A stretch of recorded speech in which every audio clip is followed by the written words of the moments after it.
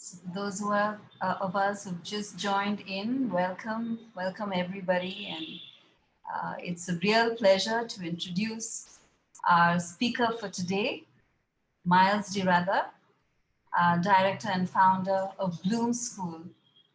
Bloom School is situated in Sarajevo, the capital of Bosnia and Herzegovina.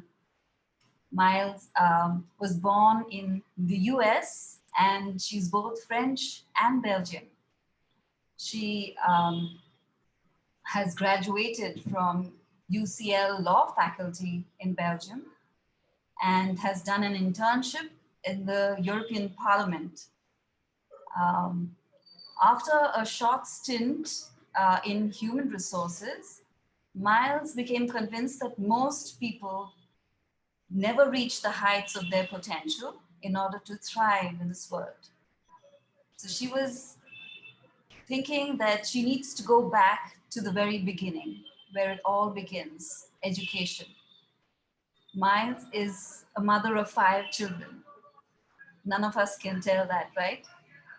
And she desperately wanted for her children to have the opportunity to enjoy their learning and experience and discover their inner potential. That's when she decided to open Bloom School. Her unique model of education has been offered through preschool, primary school, and the high school. She has adopted the most holistic and progressive of all educational theories and practices. And at the preschool level, she has introduced the Montessori approach. We are so glad to have Maëlys here with us to deliberate on the topic of the relevance of the Montessori method in the 21st century. Since she's lived in different countries across the globe and has experienced different cultures and traditions, we are eagerly looking forward to her sharing on this topic from a cultural perspective. Before we begin, may I request both Montessori practitioners and parents in the audience to kindly keep yourselves on mute and to turn off your videos as well throughout the session. But please feel free to put your questions in the chat box, and we'll be delighted to take up those questions at the end of the session. So Maëlys, you have resided in different countries across the world, and we're so pleased that you can come here to be a part of the program and share your experiences. Could you share a few facts about the culture and traditions that are prevalent in some of the places that you visited? Well, as you said, I was born in the US and I lived there shortly, and I maintained a contact with the US, but I lived mostly around Europe. So it's not very exotic, but there are some cultural differences, and it did influence, it did shape the way I am today, because I actually never grew up, I didn't grow up in one of the countries I hold a passport from. So the question of my identity is quite multiple, and yeah, so it has shaped me. So is there anything that you'd like to share about the culture in Europe, or any one of those countries that you've been residing in, even Bosnia for that example? If we relate back to education and our topic today, I think I was lucky to experience as a young child. For instance, I lived in Sweden, and I also attended a very, very progressive English school when I was a young girl. So they weren't progressive so much in their culture, in their curriculum, sorry, but in their approach to the child. And the Scandinavians also have a rather progressive approach to the development of the human being. So I was immersed in that as a child, and then I was transferred in my teen years. I was transferred back to a French educational system where only the rational mind in a very limited way is valued. And that huge contrast actually was the trigger of the search I had in education. So yes, I mean, in terms of culture, my French nationality, the French culture is very focused on knowledge. And that was not the experience I had as a younger child, where the focus was on the development of the person, on values, and where I felt a lot of love. I felt very much that what was unique about me was valued, was seen, and was used in order to support my development, which is acquiring knowledge and developing a certain levels of skills, but that was the focus was on who I was. Whereas when I went to the French system, that had no value whatsoever. The only thing that was important is to deliver a knowledge, and deliver knowledge in a very limited way. So that really, yes, that really is the very clear distinction that I can make from those different cultures. Yeah, it's very interesting because the Indian culture also focuses primarily on acquisition of knowledge. And we can tell, what you experienced in the Scandinavian country when you're speaking about understanding the human being with the Montessori approach that we have now. So yeah, quite a different paradigm shift for you to have experienced in your childhood years. Yeah, thank you for sharing that. Maëlys has also had the privilege of observing Montessoris across the world. That's something that we have never had the opportunity to do. So could you please share your observations on how this method has worked for children across locations on the map? Well, what fascinates me in Montessori is it's the philosophy, obviously. I mean, the method, the material, that is absolutely wonderful and revolutionary still today, although it's already over 100 years old. But the philosophy is so simple and so based on it's so universal. And what fascinates me is that because of the way we are all trained, because we fundamentally all come from systems that are very similar, the curriculums can vary a bit in terms of history, but fundamentally curriculums around the world, especially in preschool, primary school, and high school, are very, very similar. And what we want our students to achieve in terms of content is the same. So what is interesting to me is to see how actually Montessori is misunderstood, and in the sense that even if people understand the philosophy, they're going to focus on the material, they're going to transform the essence of Montessori into something that is knowledge-based and systematic. And for me, and I think that's the result of our we're determined to function in that way, in systems, and to create systems and to reproduce systems. And so there's this thing that happens. So according to where I've observed it in the world, actually I haven't observed many places where Montessori is fully alive, because it's become a tool rather than an organic experience. And because I find what is holding education back is the fact that it's very, very difficult for an adult to be able to go back on the way it's been formatted and reformat itself in order to be able to implement Montessori. It's very difficult to be a Montessori practitioner. It requires such an adjustment and such a rethinking of yourself. I think there's so many things we're not even aware of in the way we've been formatted, even with the best intentions, and even if we understand theoretically what we're trying to do, going back to the child and going back to allowing this very natural process to happen, we're stuck in our minds a lot. We haven't been taught to trust our emotions, to trust our feelings, and therefore to trust the child in that process too.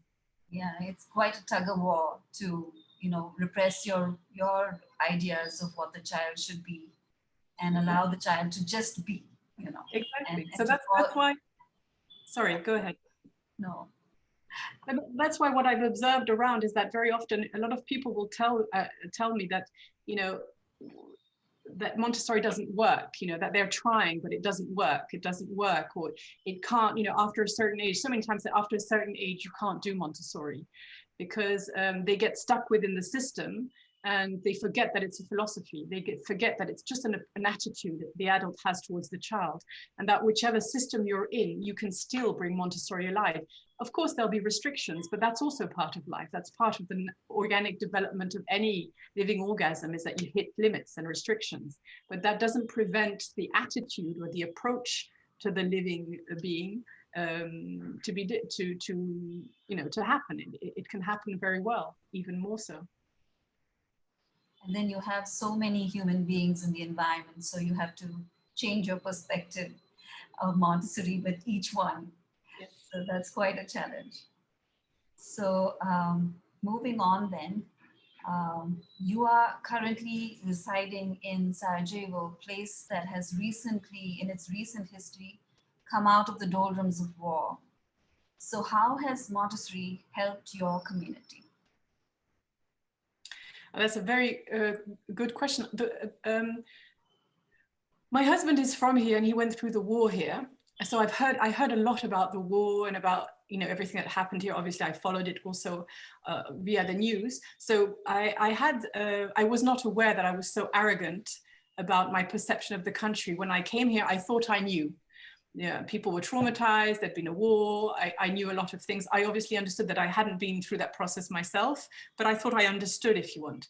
And when I came with the school, and I created the school, I thought really I would be creating a space which would allow children to develop and giving opportunities for teachers to do something different.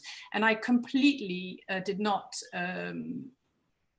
I mean, it sort of blew up in my face. I realized that trauma is a very complex thing. You have the trauma of the war, you have the everybody's individual trauma. And so this whole, we created a community where a lot of this trauma, just by giving the space for people to express it, actually created a dynamic that was very complicated to manage. And because actually here people have not addressed any of the, it's still very taboo to even go to a psychologist for your child if your child is having any type of struggles.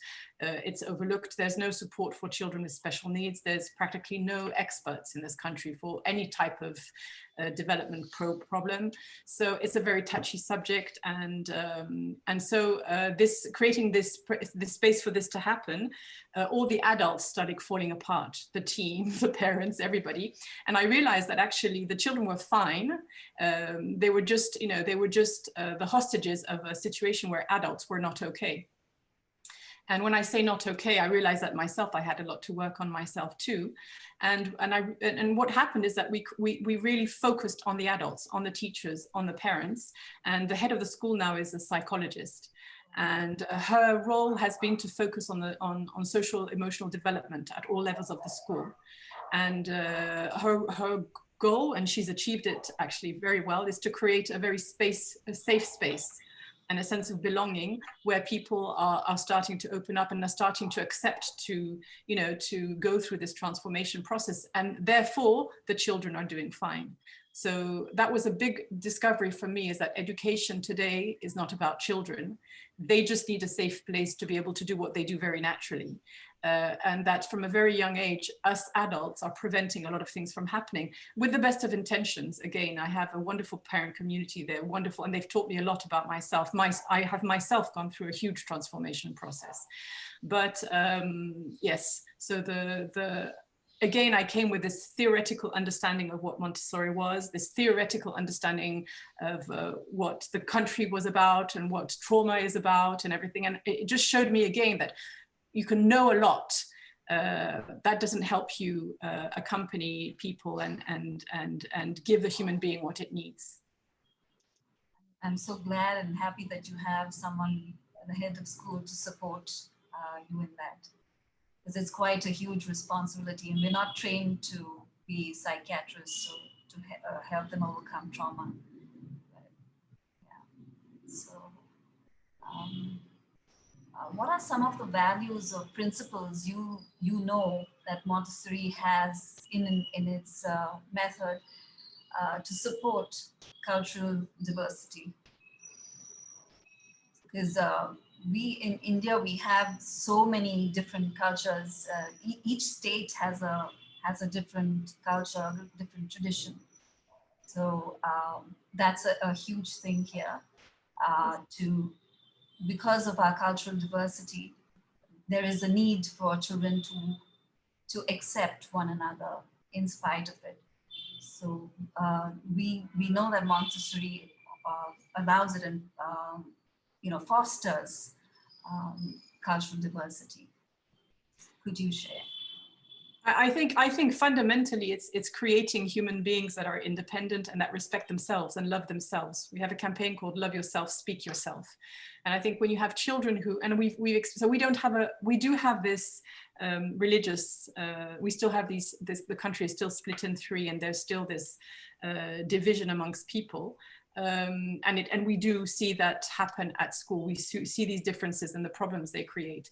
But we've realized, as we also have a very high level of children with special needs, more so than, you know, over 30%, because there's no system to welcome them. So parents who can afford our school bring them to us, which is not easy to handle because we don't have a lot of staff to help us with those needs, but that's where the magic of Montessori happens. So there's a lot of diversity, but not so much cultural, but it's still a huge diversity in people, in children, in families and in children. And what helps is what we've seen emerge is that when a child feels strong, feels respected, feels cared for, and loves himself and all that, then naturally it extends itself the right way towards the outside. And when we have, and we see that even more when we have children who join us later, in their later years, and they've been through systems that have not allowed them to develop this independence and have not shown them respect, and therefore their self-esteem is very low and they're confused, then it's very difficult for them to, you know, they're very protective, they're very self-defensive, they're not independent, so they don't know how to function for themselves, and therefore they can't extend that to others. And it has nothing to do, you have very gentle, wonderful children who can't do it, not because of their values, but because they don't have these fundamental, it's the fundamental spine that gives you the strength to live. So it's independence, love for yourself, respect for yourself first. And again, like you were saying, a lot depends on the adults to be accepting Yes. of cultural differences that are there. Yes. So when they, like you said, have a safe place where they can be who they are, then automatically they learn from us, you know, and our behavior. So, there is a lot of animosity sometimes in our school, so we're far from the perfect environment, but it's also always been an opportunity for us to learn. That's what my staff now has become very good at, is that you have these sometimes very awful things that happen between children in terms of respecting each other, in terms of saying awful things or being homophobic or whatever. But we always use it as an opportunity to learn to talk, and we explore it until we get to a point where we feel that the child has, and sometimes parents are involved, where we feel that we've changed, you know, the perception and the way of behavior. So that's also something I find interesting, because very often parents, you know, when things like that happen, are a bit shocked and say, you know, we thought that you were a Montessori school, so these things would not happen. And we said, we're a Montessori school not because they don't happen, but because of the way we handle them. That would be how they are defined. But it's very good for the children to be exposed to these kinds of situations. Now, how we as adults decide to react to them, that will make the difference in how they're going to react in life. So I totally agree with you, the adults, yes.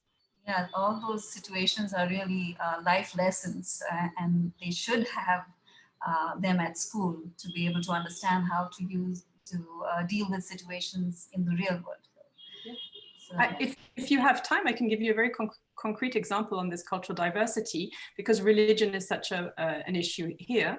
We have a class called Ethics and World Religions, where children are exposed to not only religion, but to different ethical beliefs, and it's very, very broad, and it's not mandatory, so that parents can choose for their children to attend or not. And we don't teach any other form of religious class. And in the beginning, parents would opt out or in, and we had a 50-50% interest, and now all children participate, so the parents don't feel threatened by the class. Anyhow, we had a wonderful cat called Whiskers at school who lived around the school, and the children were very connected to this cat. And unfortunately, a group of 9 to 10-year-olds found Whiskers dead in the forest around the school. So that was a very big trauma for them. It was death, and so there was a whole process that happened about, you know, talking about death, grief, all that, because there were a lot of grieving children. And in the process, the children had to decide they wanted to bury Whiskers on our land, and they had a huge discussion that came from them about what were they going to say at his funeral, you know, because the main question is, what was this cat's religion? You know, how are we going to define what religion this cat had, and how do we pay our respect, you know, if we don't know? So a huge conversation happened saying, you know, maybe he was Egyptian because they're cats and they venerated cats in Egypt, and a very broad discussion happened, and we got all points of view. And then they themselves came to the conclusion that they would like to pay their respects in a very individual form. Some chose prayers from different religions, some chose beautiful poems, some chose their own words, and it was a very touching moment. And that's where we understood that something had been learnt there. So that's an example. Very interesting. I like the Egyptian part. They're going into so thank you for sharing that. Very interesting. So why do you think that it's important that children understand cultural diversity? Your ideas. Well, for me, it's important that they understand diversity, full stop. And culture is just one form of diversity. Because I just think everything is about difference. There's no human being that is alike. Every human being is unique. And that's why also the educational system, although it brought free education to people who couldn't access it before, and that was the Great Revolution, it hasn't evolved because it does not address, it is not a place for every human to be unique. And I don't like standards, I don't like formats, and I don't like being reduced to any of them. Although I do understand that some form of control is important to be able to process things. So why is it important? Cultural diversity, if you're in a place where there is a lot of cultural diversity, it's an opportunity to understand what it means to be different. If there's another form of diversity, in our school, we have really a lot of children with special needs. It's a wonderful opportunity to develop all those values and understanding of difference and the beauty in difference. You know, the value of difference, the exciting thing about being different, you know, how boring if we were all the same.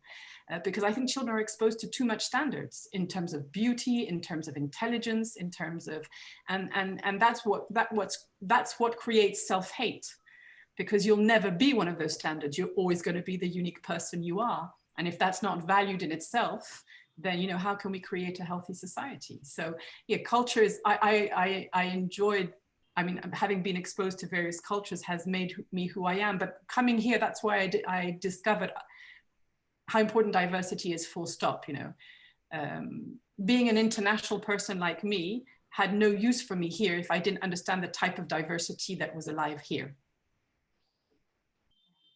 You going there in itself, you know, was an introduction to diversity for them, I think. Do you have many people who are foreigners in your locality?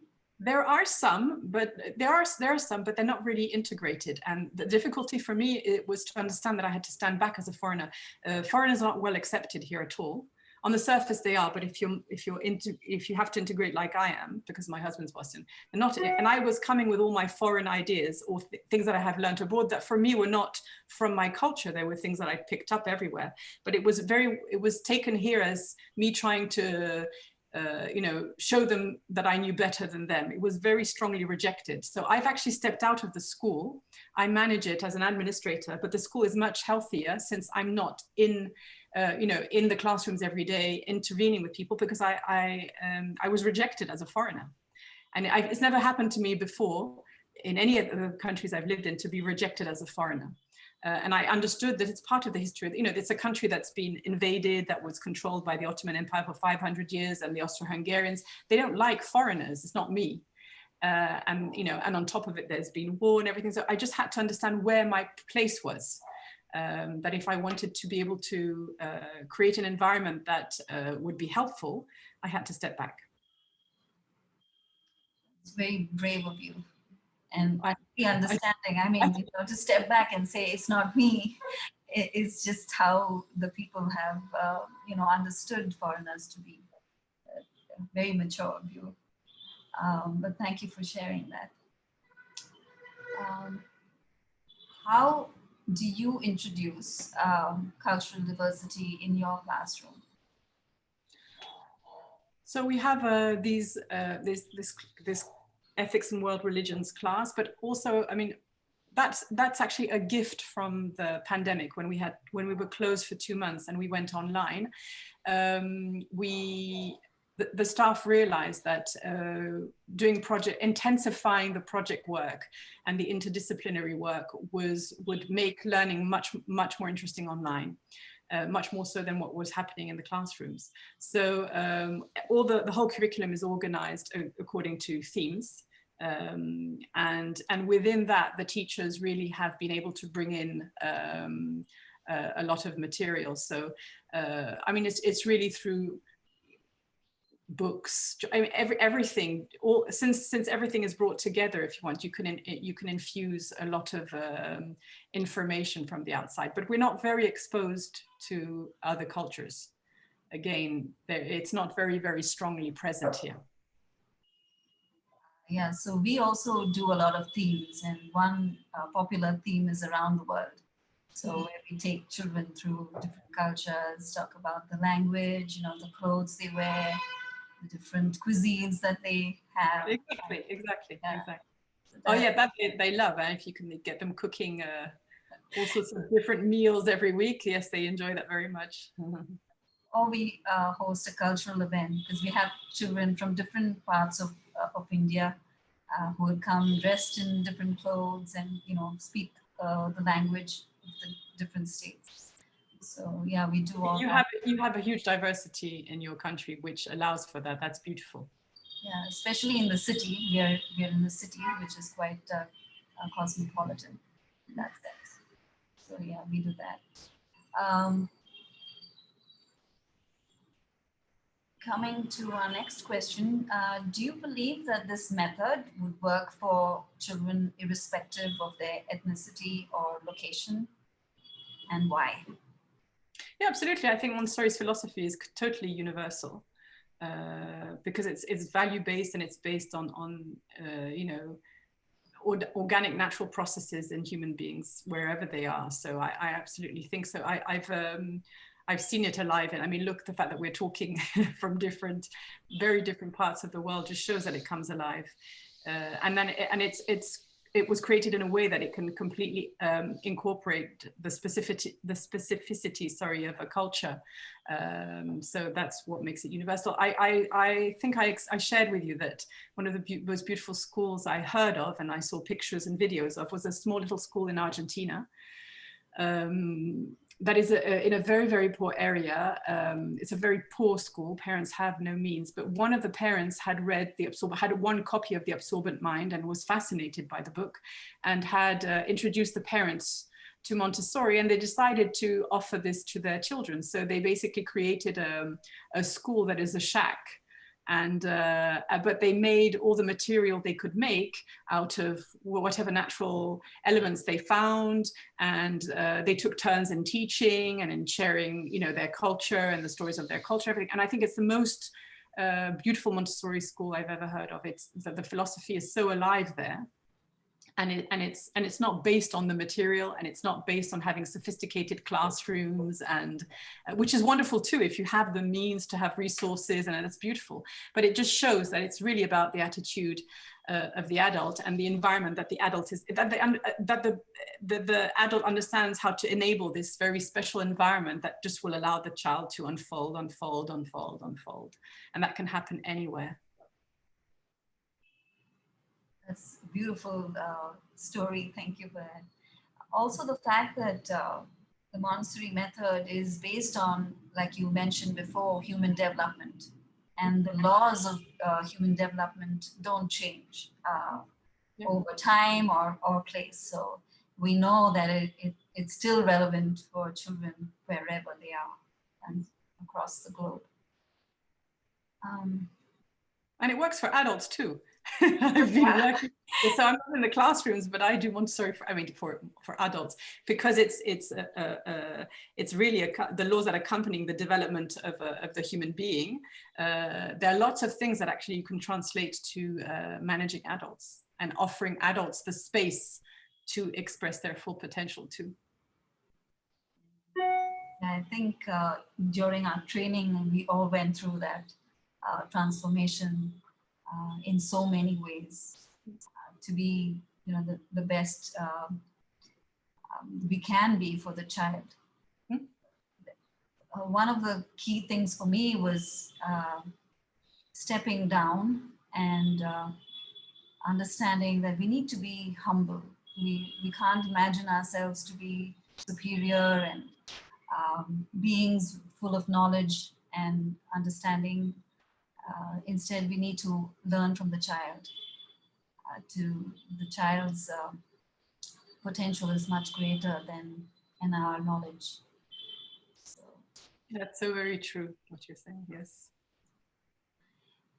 So after having seen children experience Montessori in their early years and following through their progress all the way through high school, what are some of the distinct differences you have noticed between children from Montessori school and those who graduate from traditional? The level of independence, the trust in themselves, which is linked to the independence, and the ability they have to allow themselves to step out of a system or step out of rules. It doesn't mean just being disrespectful of them, but in understanding that, formats and systems exist for a reason, but that you're not limited by them. And it's very, very interesting to see how the students who've been in an environment where they're allowed to question, explore and everything continue to do that. Whereas when they come, we have a lot of students who come much later to us in 14, 15, and they're paralyzed by the environment. For the first year, they don't know how to use the environment. They don't allow themselves to use the environment. They don't allow themselves to ask questions. They don't allow themselves anything. And so it's independence, trust in themselves, and all those skills that are not taught in school. So usually usually their parents are going to ask us, and we've figured out that we have to give them more structure when they join us, because actually the environment can be detrimental to them at the beginning. So they can't plan for themselves. They can't. They don't understand they don't have self-control. So it's very, very interesting. They can get completely lost. So at the beginning, we always implement a little bit of a stricter structure for them, which is totally not Montessorian, but which it is because it's following the child. But we give them a structure and then let go of the structure bit by bit. Yeah, absolutely. To introduce the child to an environment that's completely alien, not only for the child, for the parents as well. I think, like you said, gradually easing them into the system. I think the term to use is freedom with responsibility within limits. So once they learn those limits, then it's good to set them free. But it's very interesting to see a 6-year-old child or a 7-year-old child who would join us from another system, or an 8-year-old child. They're going to understand that very quickly. They're going to pick it up immediately, and then they're going to need 1, 2, 3 months, and then the shift happens. So they're not yet too formatted. At 14, 15, their whole life has been in that. So it's very, very, they don't even realize that they can, be different. And sometimes we fail, and sometimes we just can't get them to adapt to the environment. We had a preschool child the other day who'd been through 3 years of 2 years in a very traditional preschool. And he came with us, and after a week, he told his mum, "Mum, you wouldn't believe it. The teachers, I can't see them, I can't hear them. It's as if they were not there." 5 years old. He put into words which even the parents can't understand immediately. And he says, "And it's so peaceful, and I have space, so much space to work, Mum," at 5. But the 15-year-old, he says, "Mum, the teachers don't care about me. I don't know what to do." So it's funny how the age is very important. The longer the exposure, the better for them. So that young little baby, I think his words reminded me of Maria Montessori's quote. It says that the child, you're in a good place if the teacher is not heard, seen, or the child is working on his own, right? Exactly. I think you have a wonderful environment that speaks for itself. So this discussion has been a real eye-opener for me. Right now, could we have some questions from the audience if if any. Would anyone like to share a question? I don't know if we have teachers or parents in attendance or whatever, but I started the school as a parent and I'm trained, but I don't teach. So I'm not a teacher. And if you would meet my teacher, the teachers are far more knowledgeable than I am, not theoretically, because I know, but I would probably be a disturbance in the classroom because I have not gone through that process of transformation that happens when you're in the classroom with the children. But my goal as a parent was that my children get a different, experience a different type of environment. So I'm happy to share whatever as a parent also, if you are interested. As human beings, I think the society has allowed us to assimilate so much that has divided us. But today we've seen how Montessori can break down those divides and transcend borders even to reach out to people everywhere. And like you said, it's not only for children, it's for every one of us to embrace. Okay, so the question is, how has this pandemic education from home changed the way that we have approached Montessori? I think I've got this correct. So how has pandemic made a difference to the way we handle Montessori now in a normal school situation? They all come to school, the parents have to do nothing, they just leave the child at the gate, say tata, bye-bye, and they go over. Now, as I had told you previously, that the parents now have become our partners and we are working together with them to support them in their learning. So that is one way in which it has changed the way we approach Montessori now. So I think the question is how, I don't know whether they're trying to find out as to how we could approach Montessori differently. So as of now, we have approached in the sense we are taking Montessori at home, but I know that for 2 months, you all were under lockdown as well. So what did you all do in those 2 months? Well, I was going to say you've had longer experience than I have, but the 2 months for us were revolutionary, and they have completely changed. We work even now that we're back at school, because as part of the process, I think the hardest part for a teacher, I'm talking now also because we go Montessori until the end of high school. So to maintain Montessori when you have a very extended curriculum imposed by the state, teachers sometimes feel that it's not compatible, if you want. And teachers tend to be very much attached to the curriculum and worried about covering it and finishing it and delivering it in a certain order. And obviously, once we were online, they didn't have this contact they have with the children. They no longer had access to all the beautiful material they had developed. And couldn't see the children operating and the exchanges. So suddenly we went from a very, very passive environment. We went into a very passive environment that was, not very dynamic or interesting or even creative, and very tiring for the teachers because they were working longer hours actually. Correct. And the way we changed that is that we really reinforced project work. It was really reflecting on how to recreate access to material, first of all, create online material that was, that contained some of the principles, and how to maintain the relationship with the teacher, and that the relationship with the teacher not become just transferring knowledge because there was no environment to support it anymore. And so there's a lot of work that went into creating these thematic projects. By the way they were created, the child had to go into the environment outside or around him or interact with his peers in order to be able to collaborate and contribute to these projects. And the teachers were able to maintain this role of facilitators. But it took us time to get there. What's interesting. Absolutely. In fact, I like the way that you all actually still kept the children in touch with reality, because with the theme projects and everything, you encourage them to explore their own area, and that they could get back still being in touch with the reality of the world, because Montessori is all about everything that is real, which is available around, and you have to keep in touch with that. It's not about cartoon characters which appear on the screen. And I think that we also have this certain theme running throughout the year where we help our children learn, and that they can go out, become tiny investigators, go and, even if it's about insects, we had a very interesting month where children went out, with like magnifying glasses and everything, and they actually looked out for insects. So exactly, that is something which we also did, and it worked beautifully for us.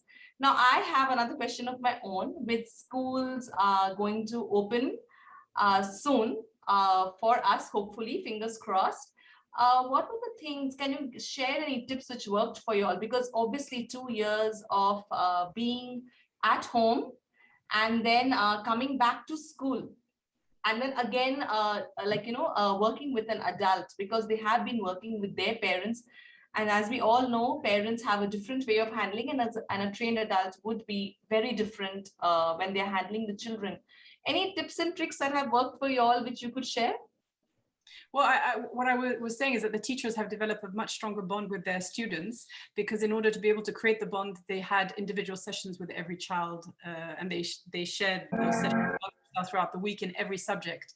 So we made sure that the parents actually did not have too much to do, because we wanted the children to be completely independent, and that was what we worked on. So a lot of the children were not used to working with their parents, and because the teachers that's what I'm saying, that the work was created in a way that they were available for the children individually. And so when we came back to school, it just happened naturally, because the bonds with the teachers were stronger, and the parents also were present. So they heard and they saw how the teachers were working online, and the trust with the parent grew tremendously. So transition back to school was the easiest that ever happened. It just happened naturally because of the relationships that were built during the online period. Because there's a lot of trust which has built. Earlier, I think we were meeting the parents only once every 3-4 months, where it is just a very formal kind of a meeting where we are meeting the parents and we're discussing the child's progress. But now on a day-to-day basis, we are in touch. They know what's happening. We know what's happening. So we are all on the same page. As the beautiful comment, you have a beautiful comment on the chat, but obviously they see you you're on screen, they hear you talk to the children, they hear the language you use with them, they also see, I mean, when they come to school, they don't get to see all the project work they do necessarily, even if you talk about it. So they're much more in touch with what's happening with the child. So now absolutely, because previously actually they weren't aware of what's happening. The child would come back home and say, I did work. But now they know exactly what's happening when they see the child read for the first time. Yes. The miracle that they actually get to see, which we have seen in school several times. I think that these moments are something that I think they would treasure for a very long time. So now I think I'll hand it back to Sani ma'am. Sani ma'am, you're on mute. Thank you, Alina ma'am. You're most welcome. Sorry to be dropping out like that. So people in India, we're still reeling from the impact of the pandemic. So our children have not had the joy of interacting physically one-on-one for a very, very long time. Therefore, we need to find different innovative ways to develop their social, cultural awareness. So I'm thinking that we are all free thinking right now to make this happen for our children. And it's been wonderful to get ideas from you and what you all are doing there in Sarajevo. Thank you so much for sharing your experiences and your activities with us. It's been a real joy to have you. And thank you very much for inviting me. I'm really touched to be in your presence, and I really hope I will be able to visit you one day. That would be wonderful. You're most welcome. I'm sure I have a lot to learn from you. Yeah, and likewise. It's been really a joy and a privilege to have you, Maëlys. Thank you once again so much for joining us, and we might invite you once again. I would love to. And you're very welcome, everyone. Thank you for joining us. Yeah. So for the audience as well, thank you so much for being there, for joining in and engaging in this discussion. Check back again with us for other sessions. Thank you one and all for joining. Thank you. Have a lovely day. Bye-bye. Goodbye.